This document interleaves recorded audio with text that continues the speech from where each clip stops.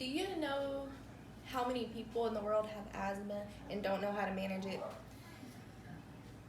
Do you know how many people have it so bad that they have to stay at home because it affects their daily lifestyles? For those seeking help, I could have a solution for you. I have suffered with asthma since the day that I was born up until now, and I'm 20 years old. I've always tried to figure out a way to manage it, but I recently just found out the way that I can manage my asthma. You can be surrounded by various things that trigger your asthma and that cause you to panic or stop what you're doing just because you're so overwhelmed and don't know what to do. Being aware of your asthma symptoms and what causes them is very fatal and important to your lifestyle and your life and health, period. Even more importantly, you need to know how to tame your asthma, manage it. Asthma is a lung disease that makes it hard to move air up, through, and out of your airways. Some of those symptoms that you'll begin to realize when that's happening is wheezing, coughing, chest pain, chest tightening, and shortness of breath. Think of a time, that you went for a run and you haven't gone in a while and it was humid outside and you just couldn't breathe at the end of that mile. You felt the need to sit down and catch your breath. Well, imagine that a little 10 times worse for a person with asthma. It's very hard for a person with asthma to move that air in and out of their airways. There's 3 types of asthma that a person can have. It's occupational asthma, exercise-induced asthma, and allergy-induced asthma. Exercise-induced asthma is basically all it is when a person with asthma, their symptoms arise when they're running or they're lifting weights.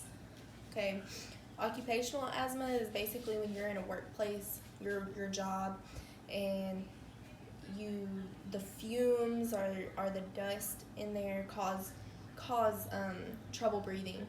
It triggers your asthma.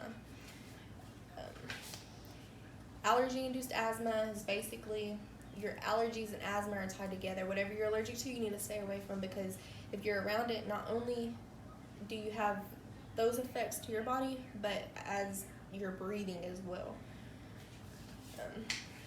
And now that we know what asthma is and what the symptoms are, we can start to understand what causes those symptoms. Evidence shows that chemicals, exercising, and allergens all are a big factor of where those symptoms come from, and that's why asthma has 3 main roots.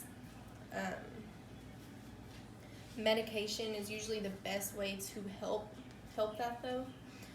Some of the risk factors would be that if you're overweight or a smoker or you're just around those harmful fumes all the time, then you can not only, as a person with asthma, trigger all those symptoms, but if you don't have asthma, you can also develop it.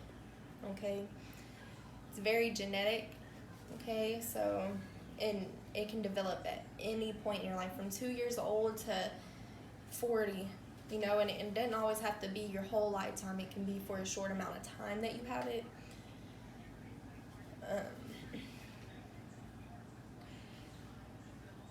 Now it's time to learn kind of how you manage it.